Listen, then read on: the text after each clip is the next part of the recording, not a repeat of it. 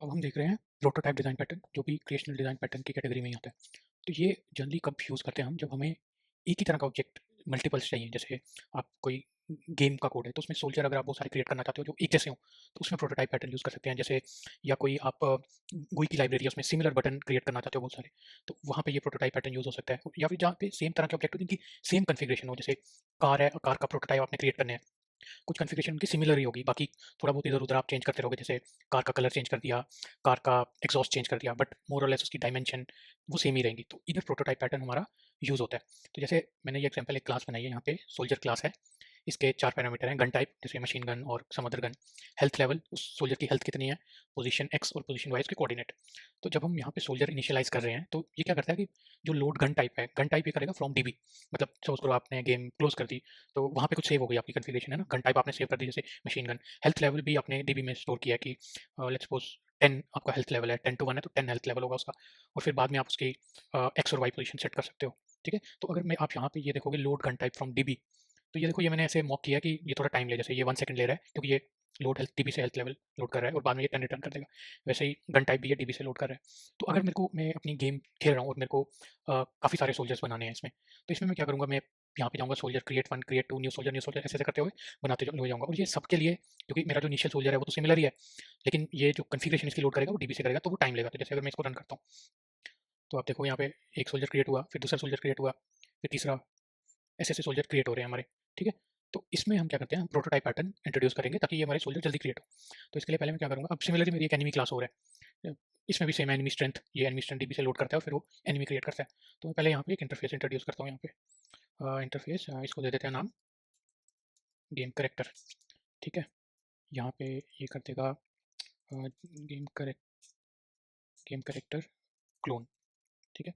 अब मैं जाऊँगा सोल्जर पे, यहाँ पे दे देता हूँ इम्प्लीमेंट्स गेम कैरेक्टर। तो ये मुझे बोलेगा कि इम्प्लीमेंट मेथड, ठीक है? क्लोन ये इंट्रोड्यूस कर दिया, पहले इसको भी कर देते हैं फिर बाद में ठीक करेंगे इन दोनों को।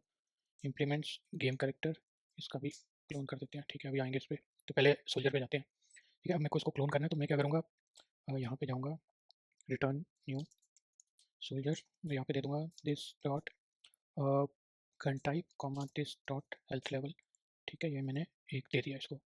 अच्छा, ये यहाँ पे क्रिएटेड ही है, प्राइवेट कंस्ट्रक्टर है, तो ये यहाँ पे क्या करेगा कि जिस ऑब्जेक्ट पे क्लोन किया मैंने, उसकी गन टाइप और हेल्थ लेवल उठा के ये क्लोन कर देगा। मतलब बार बार ये डीबी और उस पे नहीं जाएगा, ठीक है? ये क्या बोल रहे हैं, मेथड क्लोज था, तो ठीक है कोई बात नहीं। फिर मैं एनिमी पे जाऊँगा, यहाँ पे मैं कर दूँगा return new enemy this dot enemy strength, ठीक है? इसको भी प्राइवेट कर देते हैं क्योंकि ये हमारे क्लोन से ही कॉल हो रहा है और कहीं से कॉल नहीं हो रहा।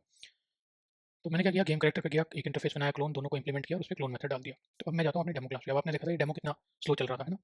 तो अब मैं इसमें क्या करूँगा, यहाँ पे जाके मैं कर दूँगा कैरेक्टर 1 डॉट क्लोन।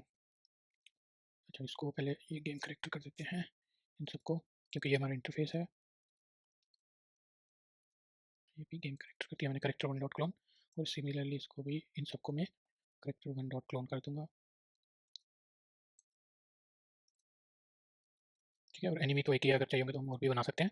इसमें भी कैरेक्टर 7 डॉट क्लोन कर सकते हैं हम, जैसे न्यू एनिमी डॉट क्लोन है इसमें, ठीक है? अब देखो आप, ये हमारा जब चलेगा तो पहला टाइम लेगा क्योंकि वो, और बाकी देखो कितने फास्ट बन गए, ठीक है? और क्योंकि सिमिलर कॉन्फ़िगरेशन से बनाने हैं तो हमें बार-बार उसकी कॉन्फ़िगरेशन लोड करने की ज़रूरत नहीं है, तो हमने प्रोटोटाइप पैटर्न यूज़ किया है यहाँ पे। सिमिलरली अगर हमें यहाँ पे मुझे एक और कैरेक्टर बनाना होगा, तो मैं जैसे एनिमी का, तो मैं कैरेक्टर एड करूँगा और इधर कर दूँगा कैरेक्टर 7 डॉट क्लोन, ठीक है? तो इसके बेनिफिट क्या हुए कि मेरे को जब सिमिलर कॉन्फ़िगरेशन के बनाने हैं तो मैं प्रोटोटाइप पैटर्न यूज़ कर सकता हूँ ताकि वो कॉन्फ़िगरेशन मुझे बार-बार लोड ना पड़े, मेरे लिए ईज़ी हो गया similar type of object create करने में। तो ये प्रोटोटाइप पैटर्न था। इसका एक और फर्दर आप लेवल आगे ले जा सकते हो। जैसे आप क्या करो, यहाँ पे एक रजिस्ट्री क्लास बना दो। जैसे मैं यहाँ पे बनाता हूँ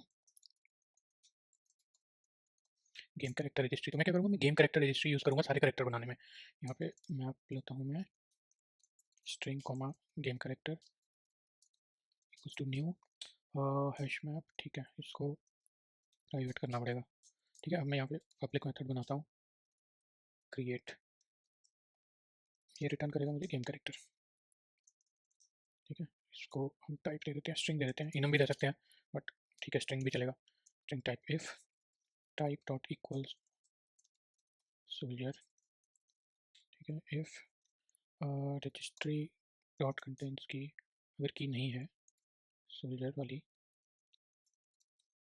तो इसमें पहले तो registry dot put soldier comma new soldier करेगा। फर्स्ट टाइम उसको जो भी लोड आउट करना पड़ेगा डीबीसी कॉन्फ़िगरेशन, फिर बाद में वो क्या करे, return registry dot gate soldier dot clone, ठीक है। तो ये इसने रिटर्न कर दिया। अब सिमिलरली मैं एनिमी का भी बना दूंगा। एनिमी, यहाँ पे एनिमी दे देते हैं, enemy return enemy dot clone. नहीं तो ये कह देगा throw new illegal argument exception type does not exist, ठीक है। इसको थोड़ा बेटर करने के लिए हम इसको यहाँ पे क्रिएट कांस्टेंट भी कर सकते हैं।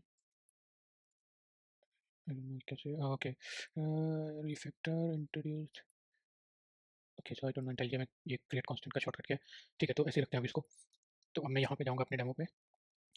तो यहाँ पे मैं क्या करूँगा, चलो इसको ऐसे रहने देते हैं, या इसी को चेंज करते हैं। Game character registry equals to new game character registry मैंने बना दी, ठीक है। तो यहाँ पे मैं कर दूँगा रजिस्ट्री डॉट क्रिएट सोल्जर, ठीक है।